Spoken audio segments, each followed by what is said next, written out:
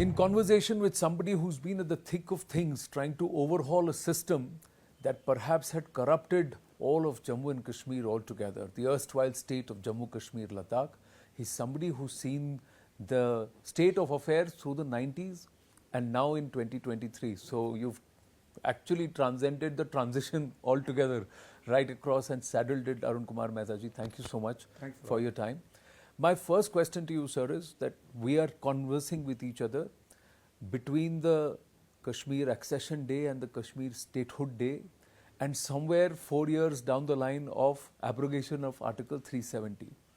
So from the 90s to now, what is the one big change that you would like to highlight or speak about?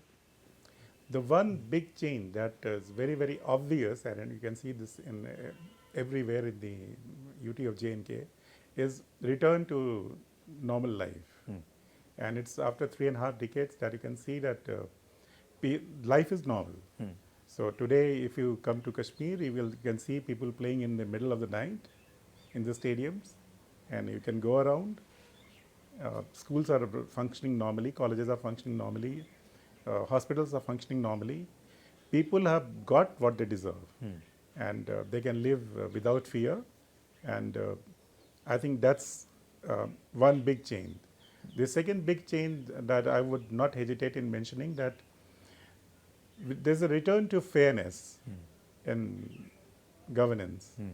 And the system that we run today is, I have no hesitation in saying that it's one of the most transparent and most fair system of governance you can imagine. Let me elaborate on this point. Today, whenever we provide a service, we ask people to give us a feedback as to how do you rate our services. We have a satisfaction rating of 86%. Now, this is what I call transferring your powers to from the corridors of the secretariat to the people. So whether you go to the hospital, hospitals ask you to rank what kind of service did you get. So there will be some hospital which will get ranked at 90%, some 60%, some less than 40%. So people can rank them. Similarly, whatever we do today, if you go to school, the students are supposed to rank their teachers as to how do they rank them. So the teachers get ranked whether they're poor or they are brilliant or they are very good or good.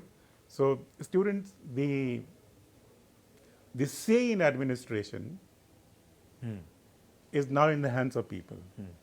If it comes to development, then Jan Bhagidari, you can look at roughly 1 lakh projects. People can comment whether they like how it is being executed or not.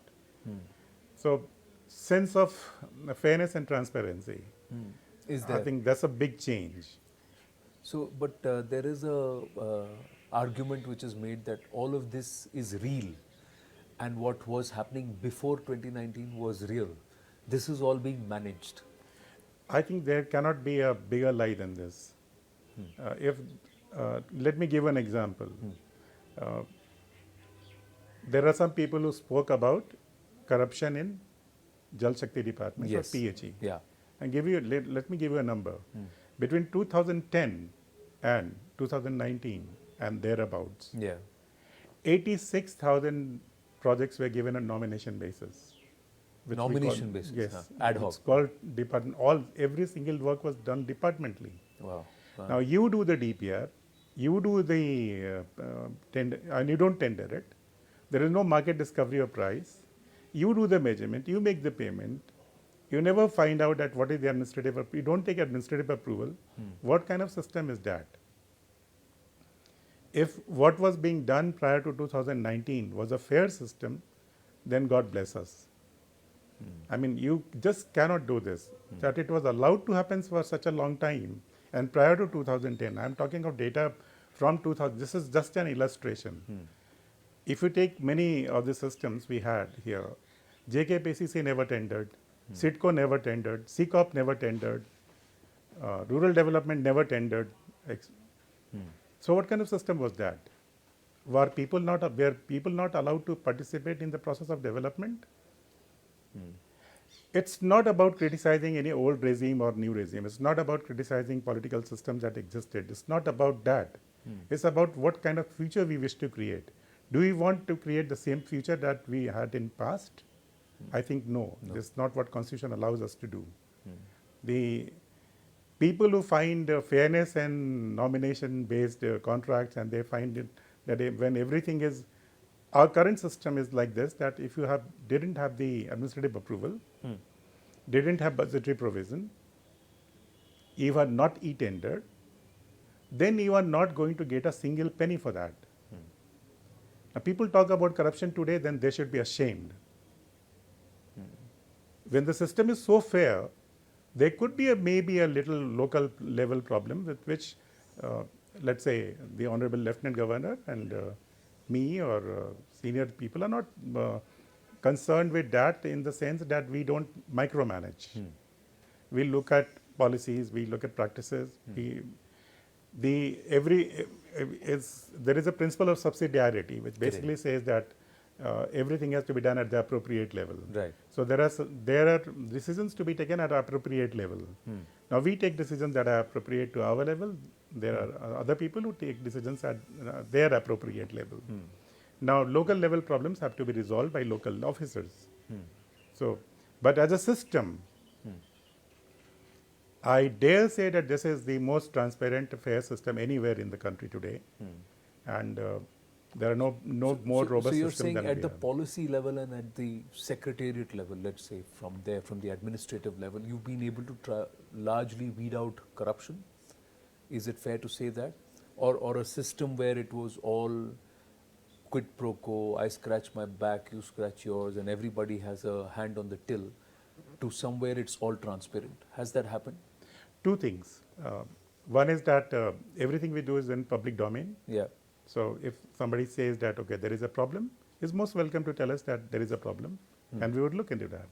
So firstly, if you look at Jan Bhagidari, and you can access that data from anywhere in the world, forget about J&K. So this is open domain. So you can look at that data. I don't think anybody else does it. Okay. That's the first element. And as I told you, that we have every system which is online. So we are completely digital. We are probably the most digital UT or state in the country. In the country, yeah. So we have roughly 1075 services which are digital. Services I'm talking about. But everything else is digital. All payments are digital. So essentially, payment cannot happen unless you have complied. So that weeds out a lot of corruption. But Arun ji, that's kamal ki baat hai. You're saying that you're largely digital and a place where the allegation is कि आधे time तो network ही नहीं होता है, internet ही बंद होता है. Yes, I think there is so much misunderstanding going on. 2019 there was an internet sort of disruption for a while.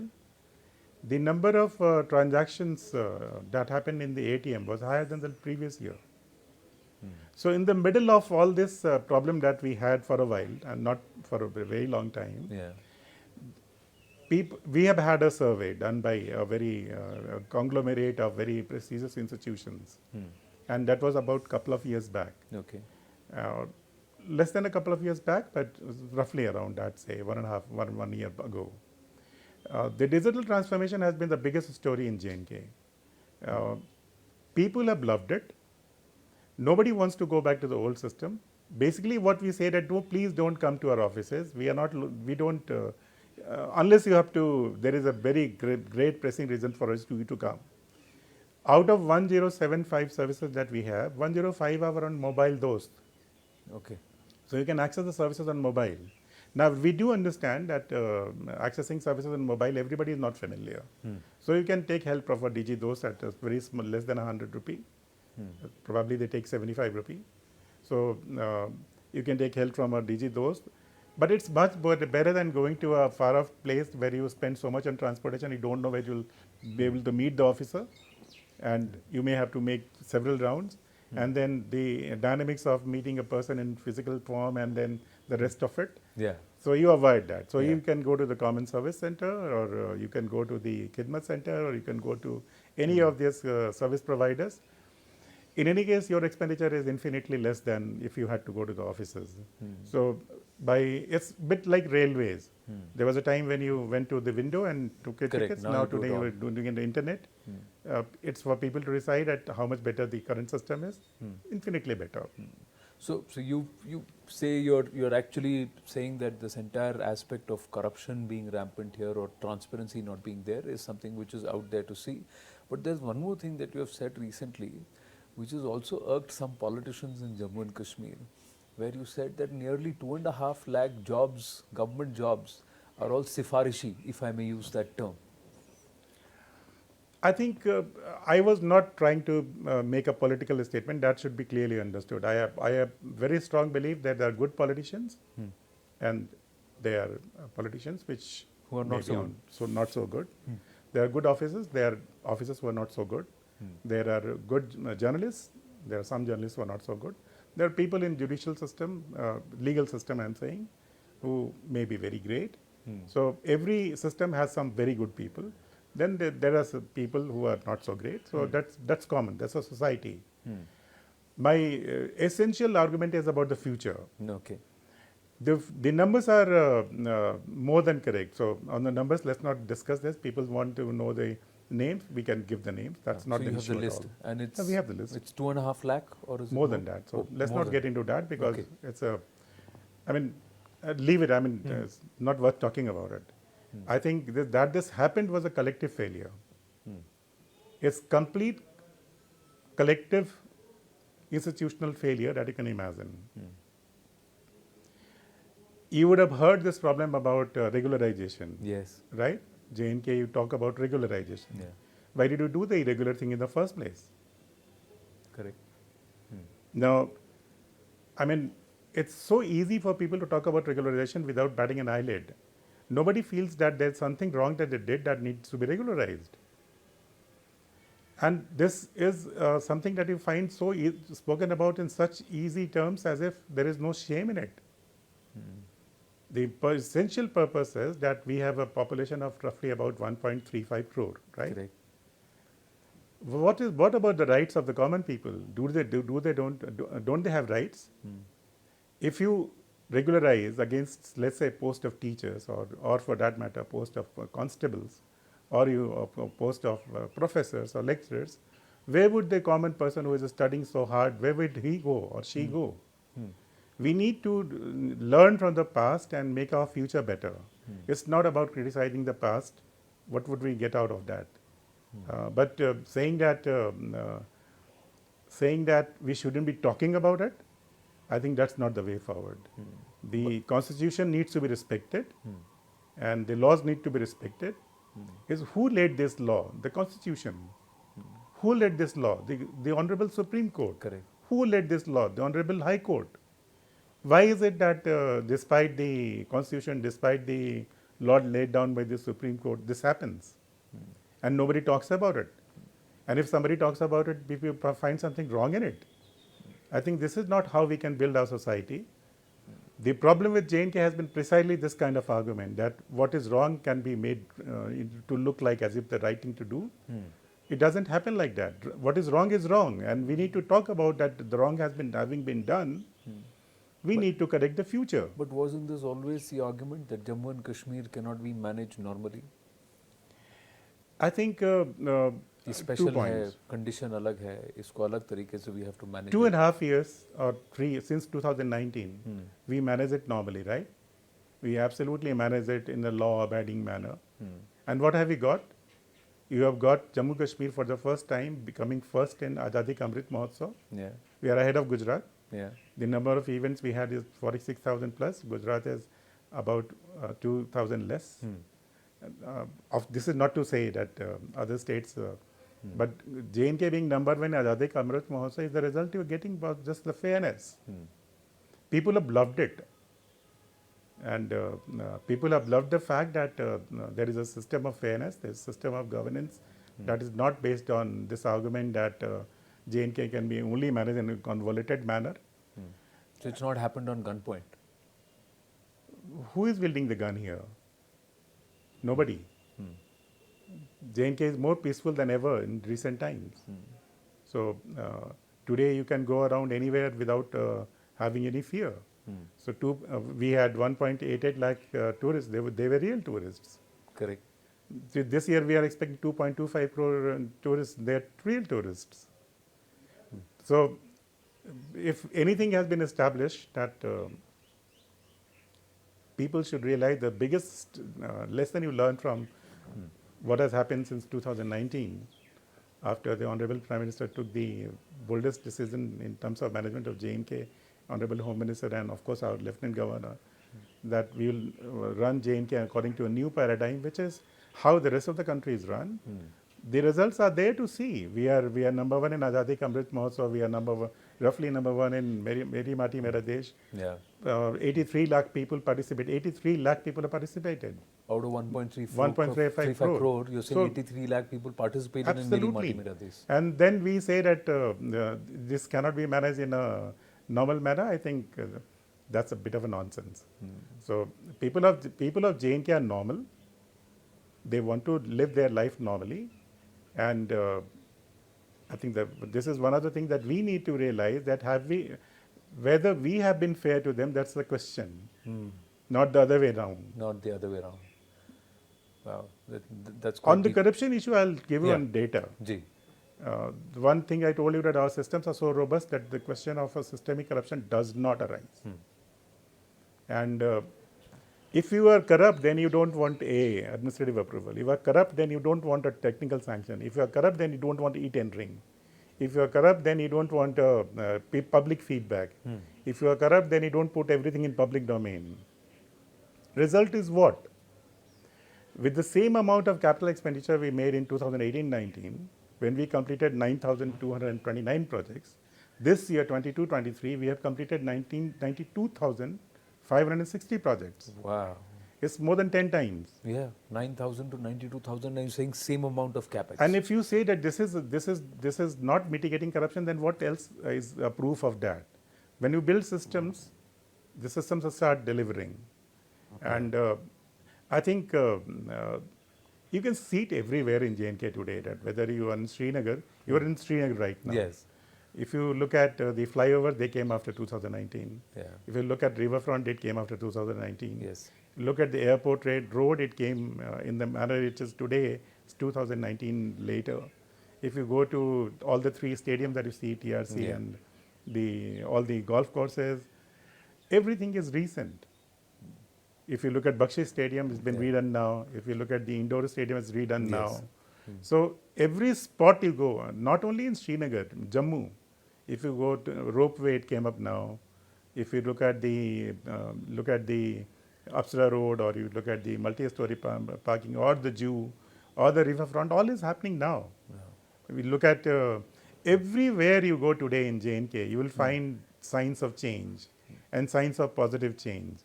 But amidst all of this positive change, Arunji, why are you contemplating an overhaul of the bureaucracy if all is well? Overhaul of bureaucracy is let me put it like this, that man management is one of the most important aspects. Human resource management is one of the most important aspects. So we had a problem which you have discussed already, so I wouldn't get into that. What did we do about this? We completely went digital. So our human resource management today, overhauling has been to some extent achieved in the manner that we have all digital records about everybody. And some persons who were indulging in terrorist activities, they have been removed. Yes. You would have heard about it. Yeah, we did this. Nearly 50 people, 49. So then similarly, deadwoods have been removed. Not very many, little more than 100. But the idea was not to remove everybody. It was to get everybody to act in a manner that is correct according to the systems that are laid down, and systems laid down by the Constitution, not by individuals. So those were a kind of deterrents that needed to be created. We have created that. It was the first time that we have been able to do that. So we have removed some people, not with the idea that we wanted to act against everybody, not at all. But we wanted to certainly ensure that people should know that if they do something wrong, they won't be spared. It's a no-nonsense administration. But the completion of tenures, retirements are happening, so are there going to be fresh infusion into the system? We have recruited 30,000 people in government, and we are very, very very, very concerned about the fairness of recruitment. So, incidentally, I mean, I won't hesitate in saying this. When the recruitments were happening largely outside the system, then nobody was agitating. When it started happening through PSC, very good. When it started happening through SSB, then there was an issue. So I'll leave it there. We are absolutely clear-headed that on the fairness of recruitment, we'll make no compromises. And very happy to say that some of the people who get recruited are coming from very poor background. And it gives us a lot of pride when we see them. That the aspirations are coming through. There is an opportunity for those who aspire to do that's something. what India is all about. Yes. You can, India is all about people having equal opportunity, irrespective of your background. Correct. You could be X, Y, Z, but everybody has an opportunity. Correct. So, this is important.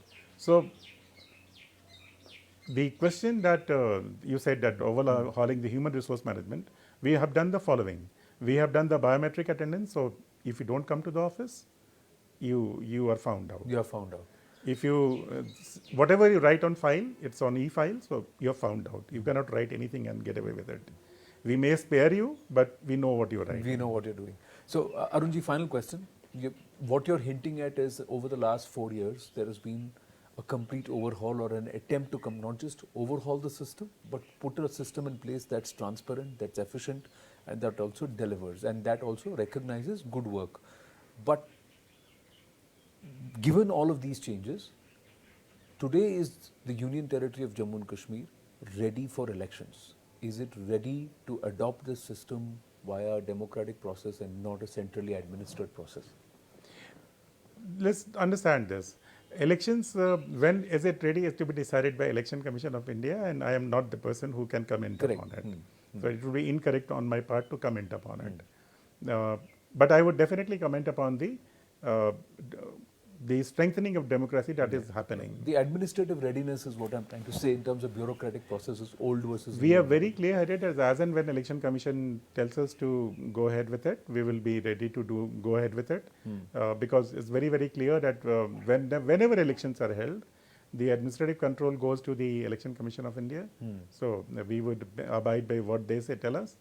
And there is no confusion about it. There cannot be any confusion about it. So I leave it there. But in coming to the point that you made, the larger point is about the democratic institutions. Very happy to say that there is a thriving Panchayati Raj institution that has come about. And very happy to see that there is a new class of politicians emerging, which is not rooted into the philosophy of separatism. And which is willing to talk about India, willing to feel pride in being an Indian. And that's one of the most important changes that is coming about. And I think, as I said, the problem was never with the people of J&K. The problem was with the management of the aspirations of people of J&K. No fault finding with the past. But the future must be on the lines that is being built, and I think that if we stay on this path, I can give you few facts which is important. Life is back to normal. You can go to school, you can go to college, you can go to hospital. Everything is normal. What is the number of people playing in J&K? It's about 70 lakh. We have a population of 1.35 crore. More than half the population is playing. That's a great change. Yeah. So, if we look at the overall and if you look at the entire aspirational level, boys and girls in J&K are doing pretty well. Yes. And there is a new positive energy which has come about in J&K. Everybody has a role to ensure that this positivity goes forward. And the philosophy of convoluted management of J&K should be junked, absolutely. If anybody ever needed a proof that this can be managed in a normal manner, you had the proof. Now, in future, I hope that nobody would argue that J&K needs to be managed differently. Not at all. We are dealing with a group of people. We are dealing with human beings. They never need to be managed normally. Not abnormally. Abnormality leads to abnormality. It doesn't need to normality. And I hope that whatever work that has been done, inspired by Honorable Prime Minister Sahab and Home Minister Sahab and LG Sahab, that would continue in future. And people of J&K, I have absolutely no doubt. Our economy is doing very well. Even during COVID, we did not go down in nominal terms. We were only amongst 4 sub-economies of the country, which did not go down in negative.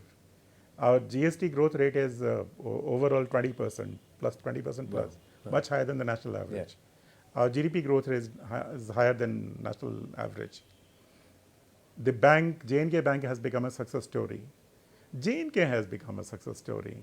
So let's celebrate J&K at the moment. And true, and let's also celebrate the work done by you and your team at the back end. A lot of hard work. It's always a teamwork. It's not about individuals. And the only thing that we can say with a lot of pride, and we allowed no interference from any quarter in the functioning of the governance systems. And they have delivered. And all of them have delivered. I look at any department and there is something to talk about and there is some pride in it. No matter how small they might be. If you take in food and supply, they are first in food safety index. If you look at something like floriculture, they have made some records in terms of tulip garden and so on and so forth. Any small, forget about bigger departments, which have a lot to say. If you look at the level of peace we have, that is there. It's one of the most peaceful times J&K had ever had. And so I'll leave it there. Yes, kudos to that, and let's hope that this continues. Thank you very much for your time. Thanks Wonderful a lot. Speaking with you, sir. Thanks. Thank you. Thank you.